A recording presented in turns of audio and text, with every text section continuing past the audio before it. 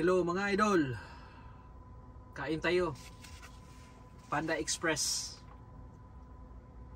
midnight snack. Wow!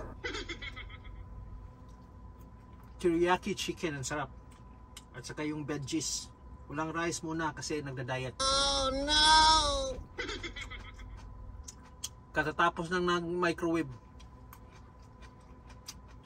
Pero masarap pa rin. Kain tayo.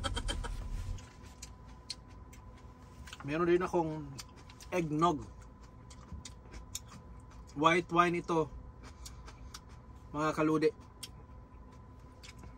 Kasi Christmas kaya white.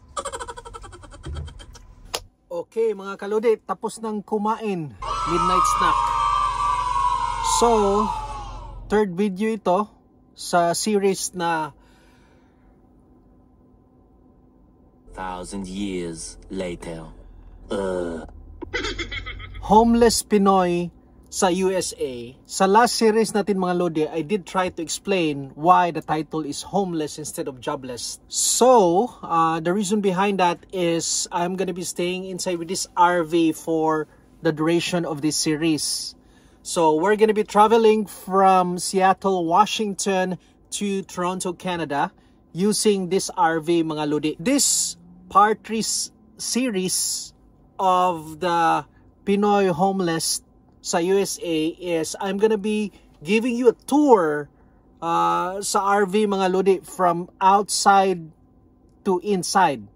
Okay? Stay tuned.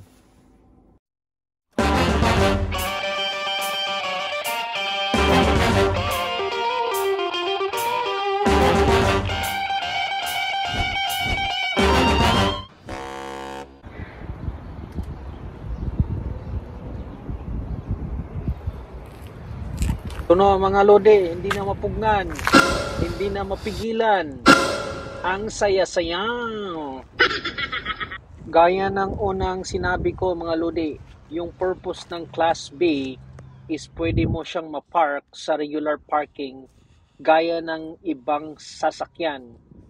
Kasi dito sa US mga lodi, kapag meron kang bus na RV, yung malaking RV, hindi siya pwedeng i-park sa regular na parking lot. Kung hindi, may tatawag na pulis sa'yo. Oh, no! At may penalty.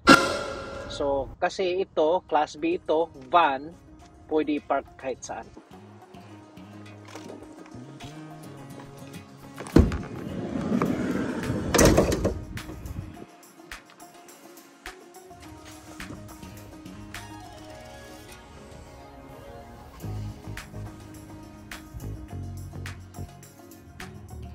Close muna natin mga lodi, baka may papasok na mga babae kasi chicks magnet itong RV ito eh.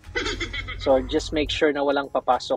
Mabata, matanda o ma-chicks mga idol, sasabihin na your RV is nice, can I see inside? Mahirap na, baka gusto pang matulog dito sa loob eh. So kailangan i-close. So ito yung kitchen mga idol. Pwede ka magluto dito, mga light cooking lang like bacon, egg, patties, mga ganun lang mga idol. Pero kung maangas ka talaga mga idol, pwede ka nang maglitsyon ng kabayo, ng baka at saka baboy. Pwede ka magsimulang maglitsyon dito mga idol, pero hindi ko sinasabi na matatapos mo. Gago! Kasi ang liit-liit. Sa ibaba, merong 3 drawer dito mga bossing. Yung first drawer, linagyan ko ng utensils. Yung second drawer is yung mga plastic bags, ziplock. Yung third drawer is yung frying pan or kawali in Tagalog, at saka yung plastic plates and cups. Meron din utility storage sa baba ng stove, so ginawa ko siyang cleaning storage. At the front mga idol, merong standard seats, driver seats at saka yung passenger seats. Taas naman mga idol, merong extra storage at may malaking window katapat ng study table.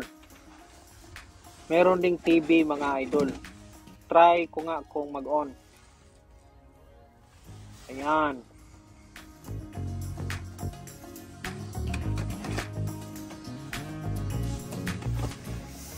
Another extra storage mga idol on top of the front seats. Meron ding hanger dito mga idol sa t-shirt hanger or jacket hanger. Then sa front, standard vehicle mga idol. Walang masyadong bells and whistles. Standard lang.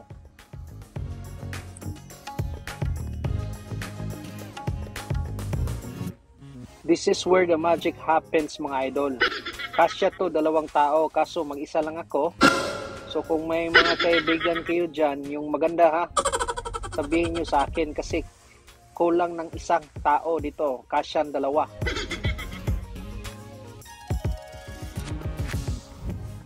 Dito sa paahan mga idol, may extra storage dito. Linagyan ko ng perfume, hygiene kit, lotion, at saka tissue. And sa taas, ito yung t-shirt ko, short at saka brief. At sa kabila naman, dito ko linagay yung extra towel ko, yung jeans, yung jacket.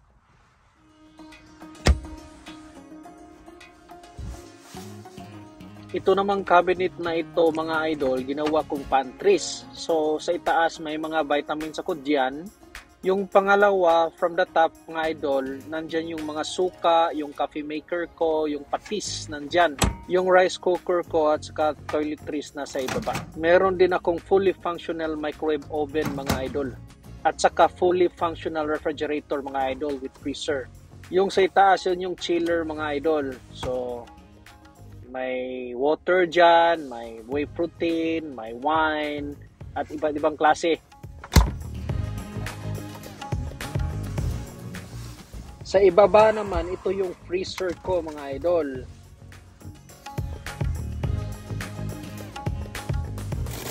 Nandito yung broccoli ko, yung shrimp ko. Wala nang shell ito mga idol, ready to cook. Yung Panda Express nandito rin. Yung pinaka main protein ko, yung Kirkland na patis. Masarap to idol.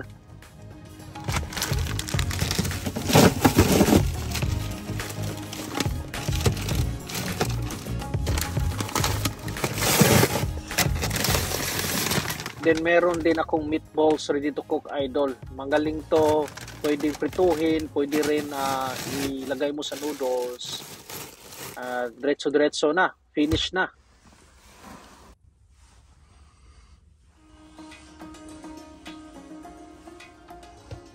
Meron ding extra cabinet sa itaas ng stove mga idol. At ito yung main restroom, yung CR. Standard CR to mga idol. Pwede kang mag-ihi dito at saka umuo, you know, minding your own business. At saka wet bathroom ito mga idol, meaning pwede mong basain lahat. At mayroong tangke dito sa ilalim for dirty water mga idol.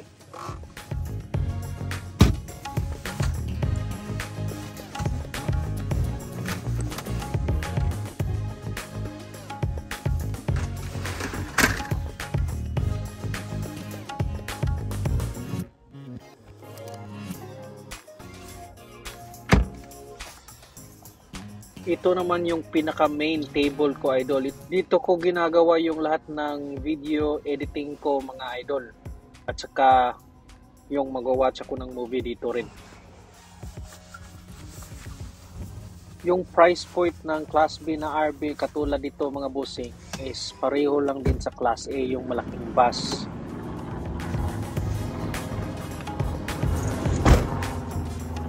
At yung advantage mga bossing is pwede mo siyang ma-park kahit saan. So piliin mo yung pinakamagandang view mo i-park during night time. So i-enjoy mo yung view mga bossing. Mas maganda pa kaysa girlfriend mong palaging nagsa-shopping.